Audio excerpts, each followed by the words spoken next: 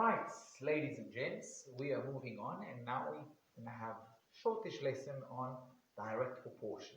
Okay, so let's say I get some data. Okay, x and y, a bunch of numbers for x and y, and x could be, for example, the number of pens that I bought, and y could be the cost of these numbers of pens. So 1 pen costs 5 rand, 2 pens cost 10 rand, 3 pens cost 15 rand.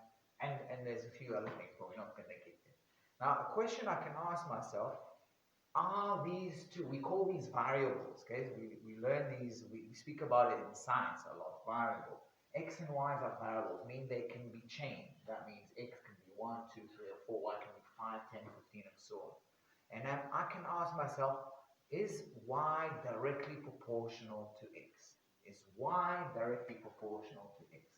In maths, when we write it, we will write like this. This sign, like a little fish, okay, without the eye, is Y directly proportional to X. Okay? Now, the answer in this case will be yes, it is directly proportional. How do you know if two variables are directly proportional? There's a couple ways of answering it, but one that I will start with is that there is a fixed ratio. Okay? So look at these numbers. If I take 1 to 5, 2 to 10, 3 to 15. You can see there's a fixed ratio, right? 1 to 5 is the same as 2 to 10, which is the same thing as 3 to 15. We learn how to simplify. If you try to simplify these two, you will get 1 to 5. So it is definitely a fixed ratio, okay? Now, another way of determining or knowing that two variables are fixed ratio, you know, and you did it last year, you could take these numbers and put it in the graph. We do it in science as well. Okay, so if I put 1, 2, 3, 4 for x, and I'll go in 5s here, 5, 10, 15, 20.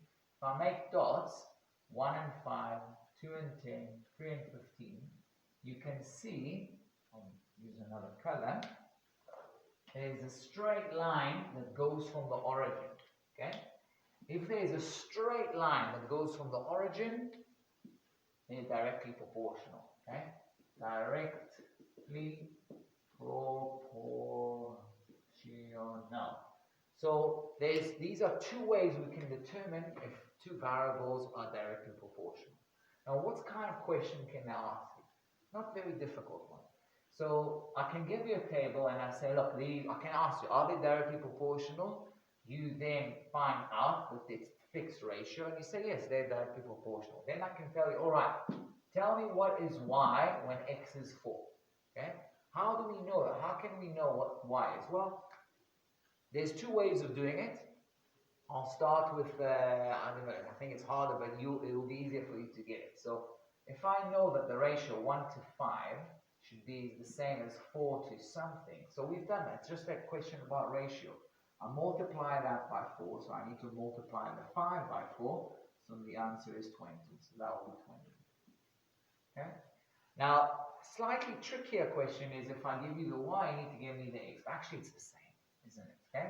So I'm going to write again the 1 to 5, and then I'll put 50 and a question mark.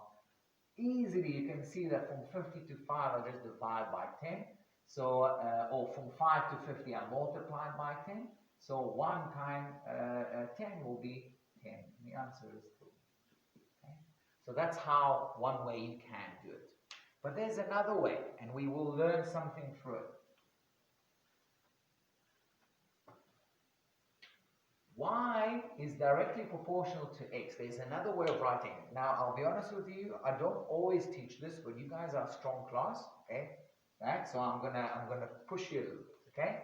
Another way of writing y is directly proportional to x, okay? This sign, remember, I'll write it down, is directly proportional. Directly proportional. That's what this little fish is saying.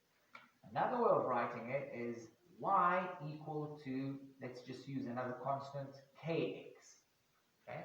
So if y is directly proportional to x, that means y equals some kind of number. That number can be 2, minus 0.5, 3, whatever, times x. Okay? That also means directly proportional. Okay? I'll write it down like this. So another question I can ask you is, find out what is that k. What is that constant that allows us to move from x to k, to x to y, okay? How would I do it? I just substitute. I'll choose 1 point, okay? Probably the most clever choice to make is 1, 5. If I put x equal 1, I must then put y equal 5, and that equation tells me that 5 equal k times 1.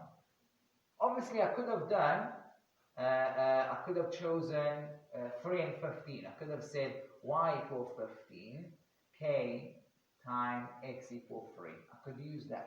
And either way, you will get k equal 5, right? 3k equal 15 is k equal 5. But you can see why it would be a clever choice to choose x equal 1. So this k, okay, is called constant of proportionality. Okay? And that's a question maybe I can ask as an extension. What's the constant of proportionality? And that is 5. Okay? If you divide the y by the x, y divided by x, it gives you the k. And you can see the constant is always the same. 5 divided by 1 is 5. 10 divided by 2, 5. 15 divided by 3 is 5. Okay? Now, one of the reasons why I taught you that is it's another way of finding out. For example, let's say I wanted to know, again, I gave you that this is 50, and you want to know what the x is. Now, if you already calculated the k, then you can just write y equal 5x, right? Because I know that y equal kx means they're directly proportional. And k is equal 5, so y equal 5x. Now, if I want to find, if I know that y equal 50, then I can write 50 equal 5x. And a quick rearranging here, dividing both sides by 5, will give us x equal 10. So this is a little bit more clever way, and one we will use a lot when we're going to learn about function later on in the year.